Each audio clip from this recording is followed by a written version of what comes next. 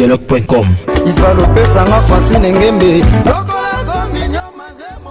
congodialogue.com.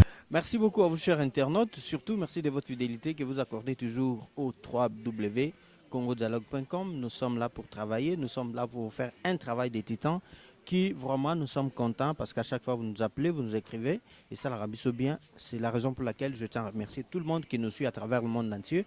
Chers internautes, aujourd'hui, j'ai le réel plaisir de recevoir pour vous un artiste qui n'est plus à présenter parce que c'est quelqu'un qui a fait un bon moment dans Wenge. Je dis bien, quand je parle de Wenge, dans mon appena Wenge, où Izalaga, il y a un grand chanteur, où il y a 4x4, et on a prié, au bout de BCBG, au bout de maison mère, les lots on a Wenge, belé, les lots on a Coco et Wenge. Et l'un des cofondateurs et un groupe Wenge Musique à Maison Mère, ça ne m'engage que moi.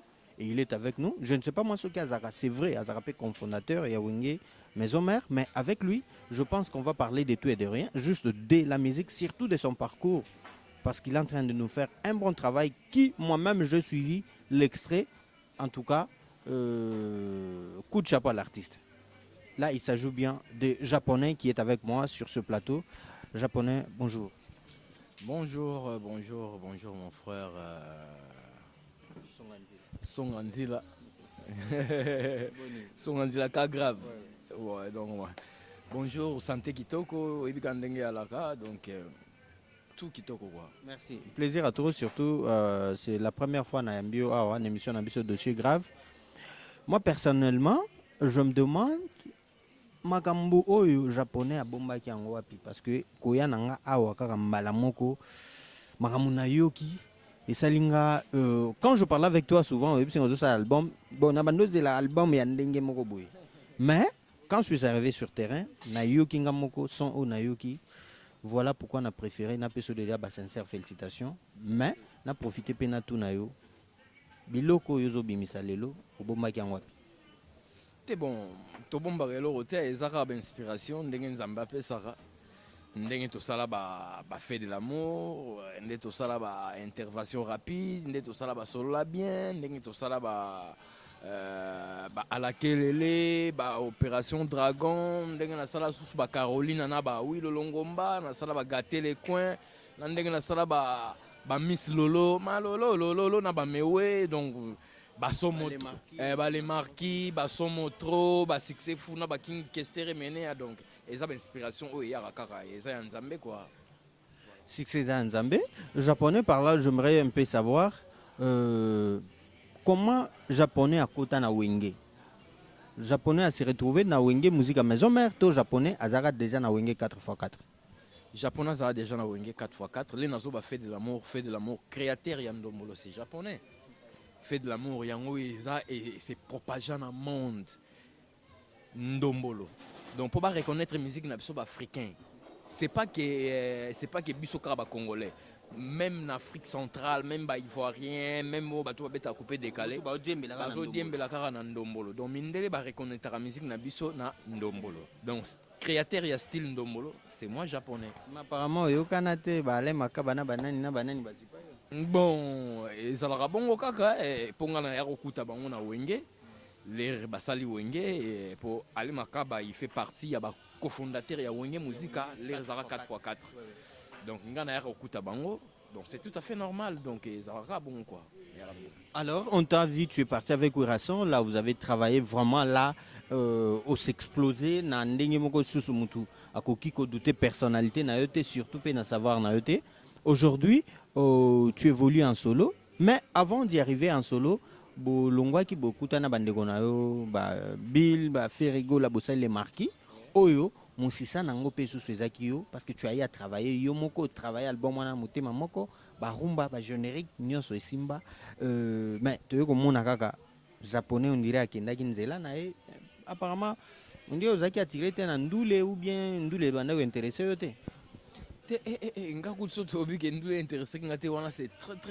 C'est grave parce que japonais de naissance musicien donc ngai naza na métier mususu te o na sala à part musique donc déjà j'ai commencé la guitare à l'âge de 6 ans donc na carrière musicale naza na 38 ans il y a expérience on a sur scène on a la musique donc japonais pour atika musique ça vraiment moi passé Ezaya Makila mais Ezaya Makila mais pourquoi nous préférons que moi silence tamulaïbo. Bon comme on dit dans toute chose pour mieux sauter faut reculer donc isinga que na zonga na nsima na tala pena ki makambo ngo ya ndenge ni donc fona ya siko na sauter donc yango mona esiko zonga ki yango nazo sauter déjà na sina sauter quoi sauter comme na ngam. Merci. Bien sûr, le gars déjà rassuré, biso sauté. Et on va profiter peut-être de ça mbota trop na vie na biso Willy Moucheni, le seul et l'unique code. Na bivé aux autres la biso Mado Kitoko, Mokonza Chine. Mère ba côté wana yone mtozo kambango. Donc, hein, ils appellent yo. Alors japonais, mais parlez-nous un peu, il y a orchestre et album na yo. C'est quoi les titres et à quand la sortie et c'est quoi le nom de votre groupe? Déjà comme le groupe Nanga ezali Japan Group donc et puis comme album Nanga ezali Namyo Rengekyo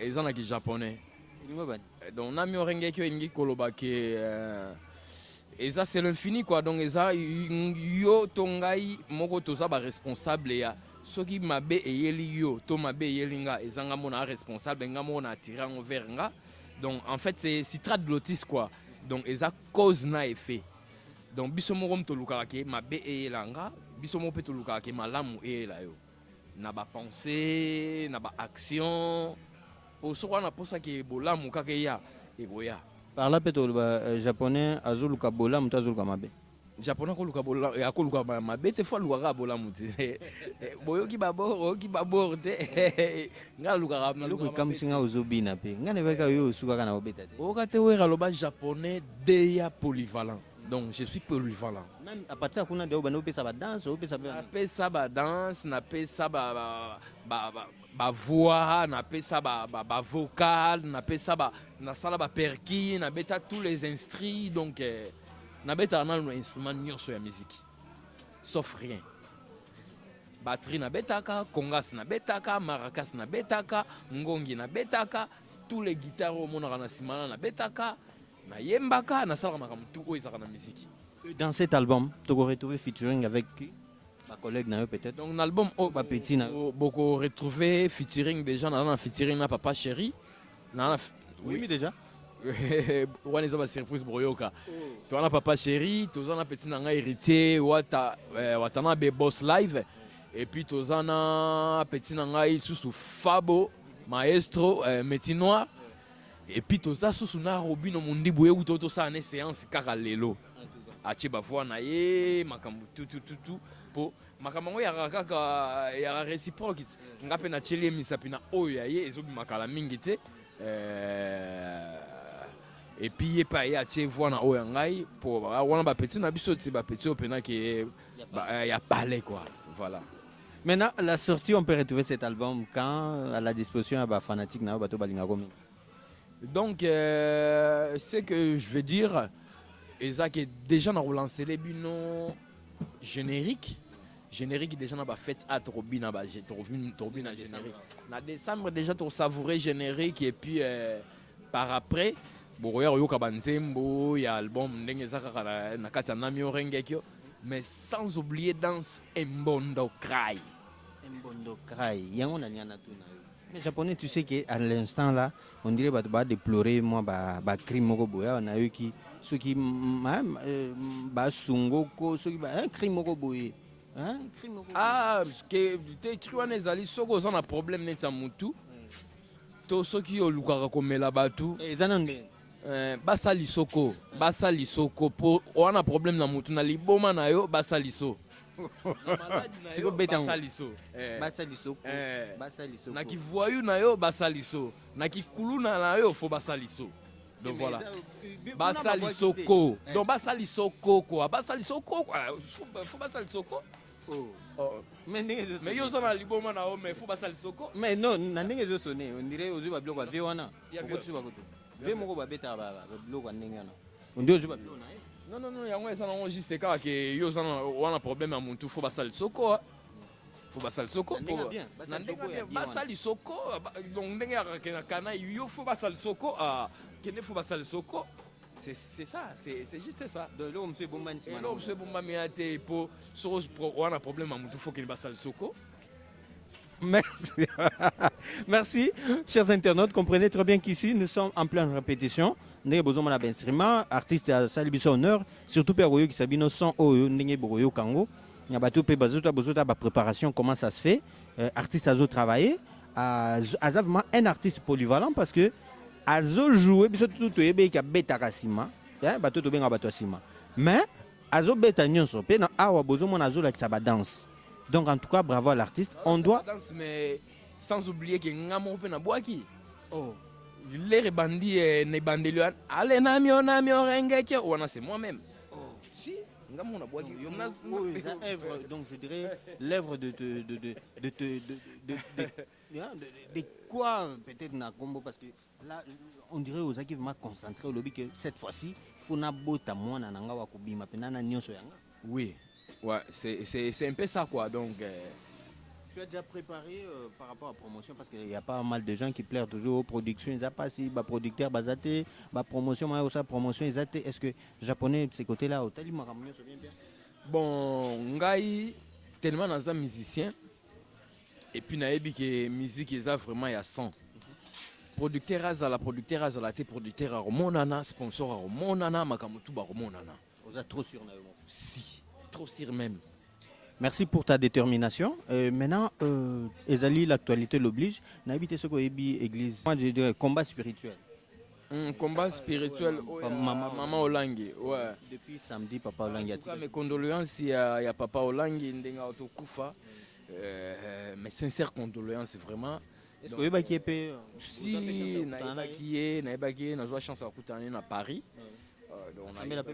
Si nga vraiment nga makamanga ozomona o eza ya kibonzambe ata ba balba ke musique o faut que ne kaka biche bimenga pena kibonzambe oyeba ngo pe oh bato bakomo kende ba gauche à droite trop ba po bazobosana ba oyeba te ke kolo makambo tout donc yeme grand prêtre za ye modie bato ba beta masolo ke ceux qui le marquent et simba moto makasi na mto ya nango eza japonais mto ya na bakisi ya makasi ya onde simba te panza lokwa ninge panza wenge te me oza pena na réseau parce que kisi ya makasi pena ona ya nango ya pe kisi ya makasi ya kosakana te ya kibonzambe ondi pena ke oui ya kibonzambe ko onde panza bino bongo Jésus azosane Jésus azosa pe kisi te Jésus azaki osangisa bato mais onde ya bino e panza non mais ngam na sangisa bato ti to ça les marquer ngam na sangisa bato na kisi no ndenge yaki nango na kisi ya Jésus Christ kara o ya Nzambe.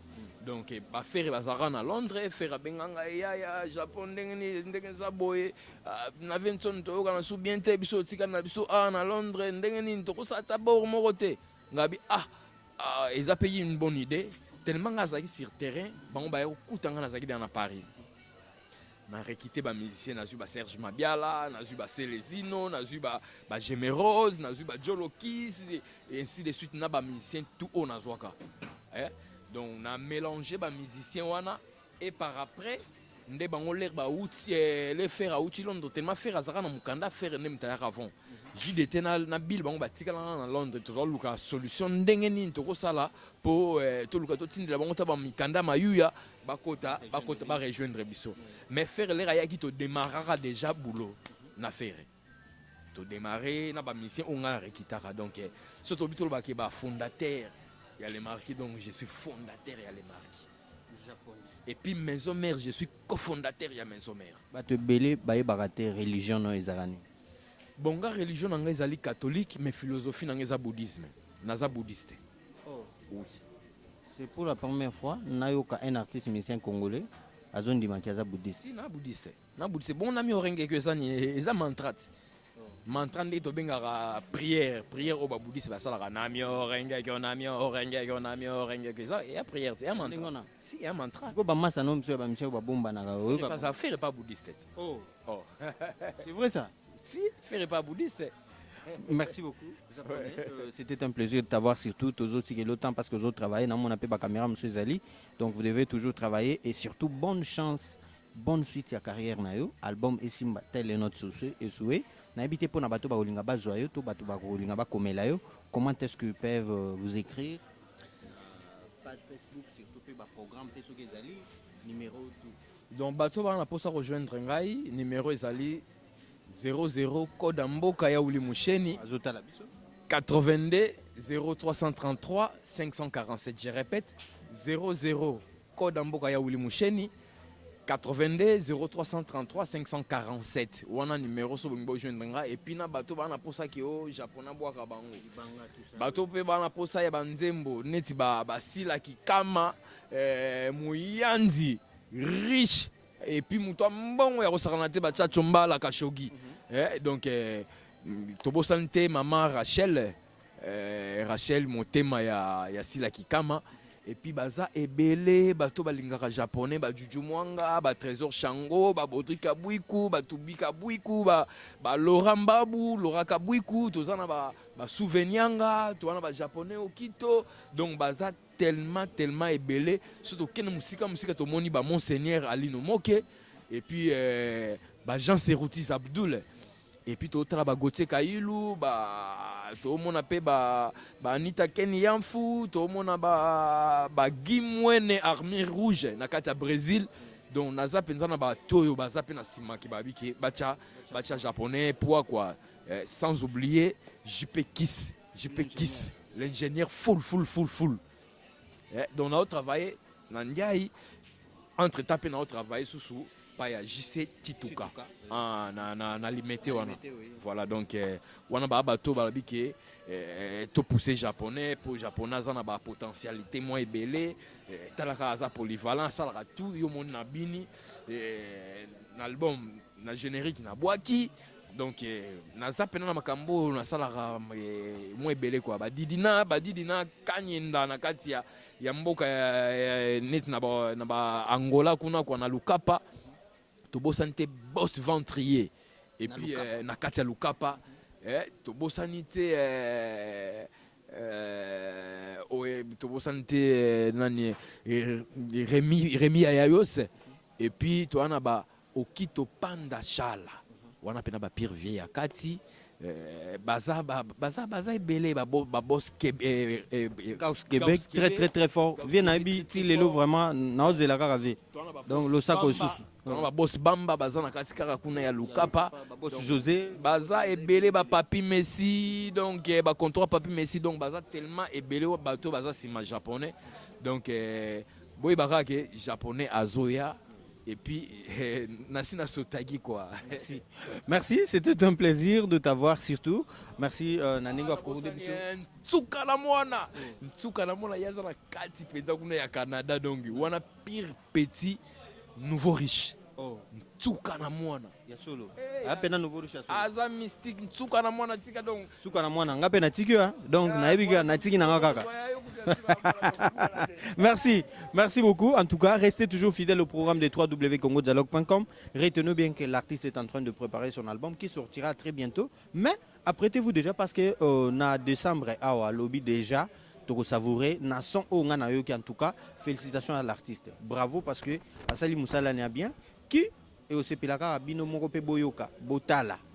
Et après na bi bo pe sanga pe raison. Merci beaucoup japonais. On vous retrouve à très bientôt. Merci en tout cas. Salutations à Moussou Kara, Ani Dembo, Nelly Bonduka, dessin animé, Jojo Abiba, donc baza tellement ebele, Rita Moulemu, Nakati ya Anvers.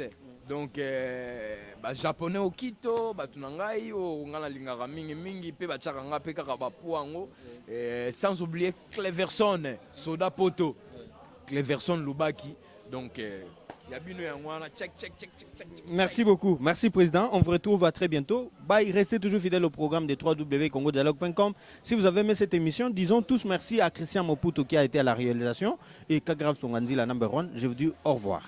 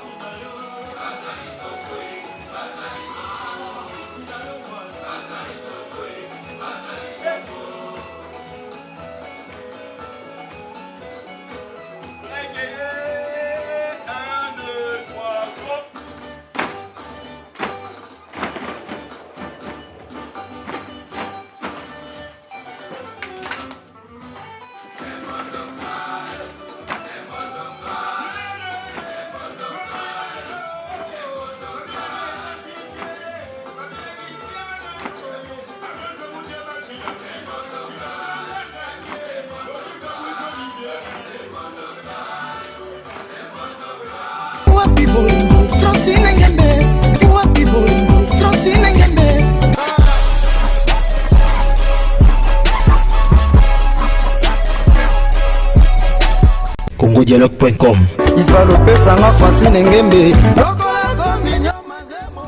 congodialogue.com